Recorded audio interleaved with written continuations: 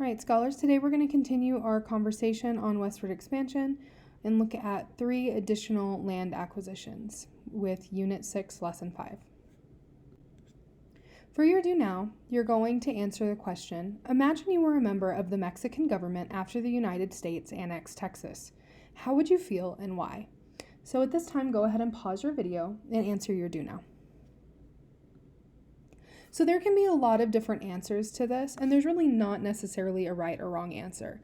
You can go anywhere between, they're frustrated because they really wanted to hold on to the Texas territory, or they were worried because now they have less protection because they don't have as big of a territory, and a lot of other options in between. And we'll discuss those during our Zoom call later. But today, our objective is very simple. Students will be able to describe and evaluate how the United States acquired key lands, Oregon Country, Mexican Cession, Gadsden Purchase, by interpreting information through experiential exercise and explaining how it contributes to a text. This is the 3rd time we've done this, so you guys will rock it. How we get there. We're going to engage in our experiential exercise, then we're going to read about the different land acquisitions in a text, and then we're going to decide if the United States methods were justified. And remember, for this unit, our essential question is, was the United States justified in their expansion to the west? As previously mentioned, today we're going to be looking at 3 specific land acquisitions. And they're actually the last 3 land acquisitions that we see in this early history of the United States. The first is the Oregon Country in 1846. Then we have the Mexican Cession in 1848. And then the Gadsden Purchase in 1853. The Oregon Country is represented in green on your map up near the top. Then the Mexican Cession is in blue over to the left, and at the very bottom in a light green is the Gadsden Purchase, which is the final addition to the United States during this era. So our first step to achieve our aim is to go through our experiential exercises. We have 2 of them today that we're going to be looking at, so let's jump into our first. The first is going to be primarily dealing with the Oregon Country, right? This includes 2 key players, the United States and Great Britain. The motivation of the United States is that they, of course, wanted to acquire more land, and specifically, they wanted to acquire land in Oregon without going to war. Right, the condition that they're dealing with is Great Britain also lives in this area of land.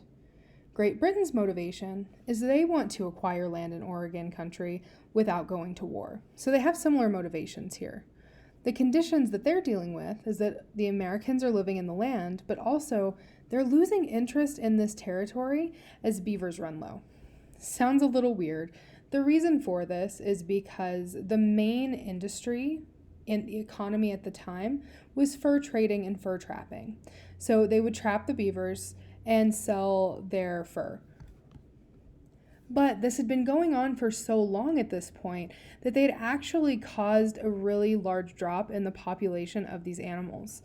And they were starting to lose interest in this economy because it wasn't really going to be an option for much longer because of how much they had destroyed the beaver population. So for this particular exercise, you have 2 questions you're going to be answering on your worksheet. The first is, if you were the United States, what would you do in this situation? Right? You guys have similar motivations, but you also want the same thing, and you can't both have it. So what might you do? And on the other side of that, the second question is, if you were Great Britain, what would you do in this situation? Again, you just want to try to use your best logical thinking when you're dealing with these exercises because there's not necessarily a right or wrong answer. In a little while, we'll read through our text and see historically what happens, but at this time, go ahead and pause your video and answer the questions dealing with this exercise. All right, now that you've completed that, let's move on to our second exercise. All right. This is primarily going to be dealing with the Mexican Cession and the Gadsden Purchase. In this scenario, we have 2 key players again. We have the United States and Mexico. The motivation of the United States is, you guessed it, to acquire more land, and also to keep Texas, because they just annexed Texas, if y'all recall from last lesson, and they want to acquire more of Mexico's land. The conditions that they're dealing with is that the Texas border is very unclear, and Mexico is willing to fight to protect its land. They're not willing to just say, okay, hey, yeah, you can have it. We don't want to deal with you. They'll get real fighty real fast. So they want to make sure that everybody's best interest is being served here. On the Mexican side of things, the motivation is that they want to get Texas back as part of Mexico. They never ever wanted to lose that area because it was such a crucial piece of land, right? The condition that they're dealing with, again, is the Texas border is very unclear, right? Mexico originally owned this land, right? Yes, it was annexed by the United States, but that was because the American settlers started to cause problems because they wanted an independent government, and they also kind of wanted to be in the US, but they wanted the benefits of the land from Mexico. So you have a lot of fighting on both sides because people are unhappy with what the other side has been doing to try to maintain this land. So when we're looking at this scenario, you have two questions that you're going to be answering today. The first is, if you were Mexico, what would you do if the United States crossed the border into part of Texas that is unclear? The second is, if you were the United States, why might going to war with Mexico be beneficial to you? So why might it be good for you, right? I want you, again, to use as much logic as possible. Think really hard about what you might do if you were representing either Mexico or the United States, and answer these questions. So at this time, go ahead and pause your video and complete that. All right, so now that we've finished our experiential exercises, let's move on to our text. There's quite a bit of it today, so let's dive in.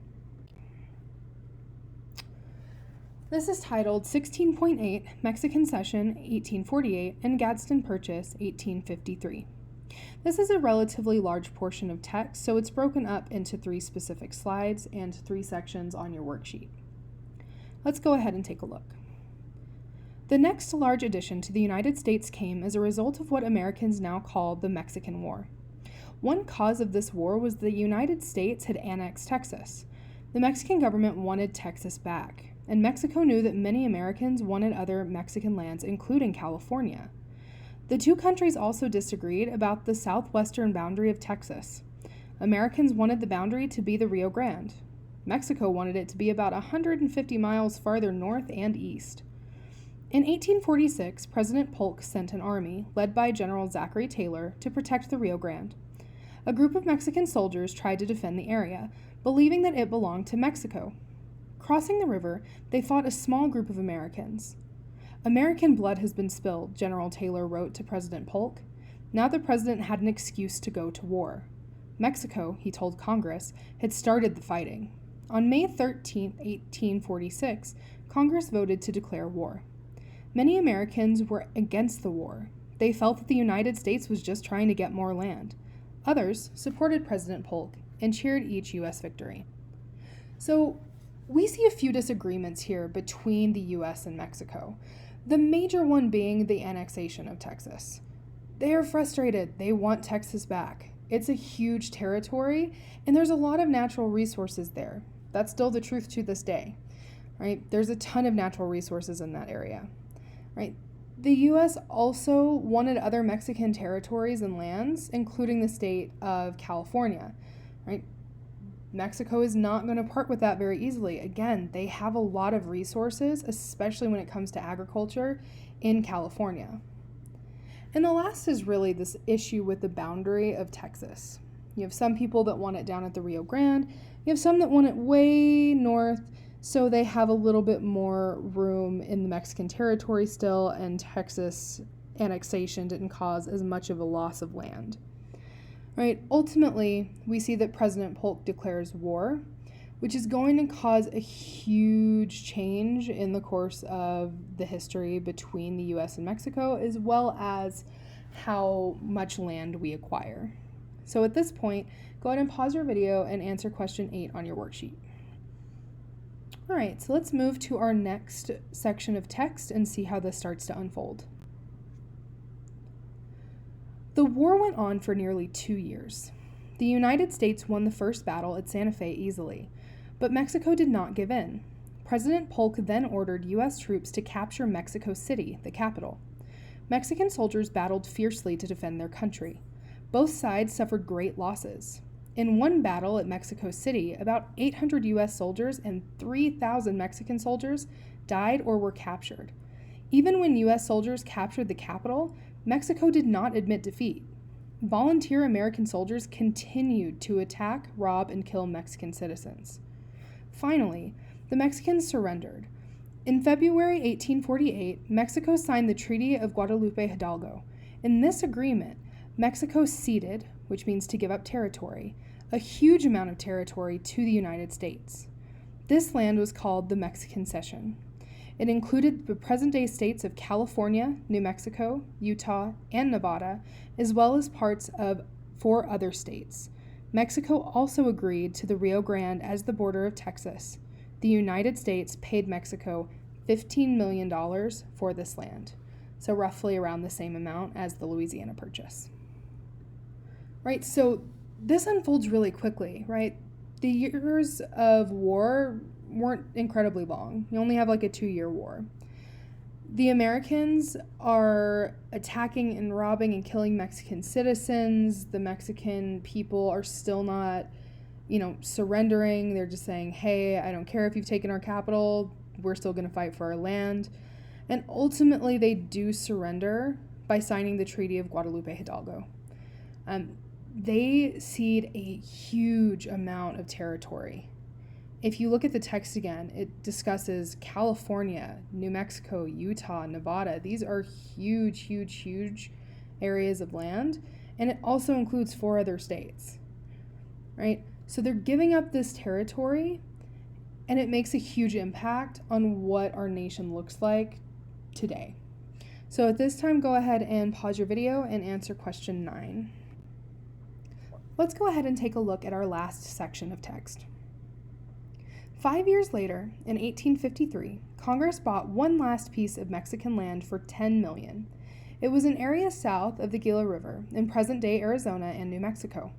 This land contained a pass through the mountains.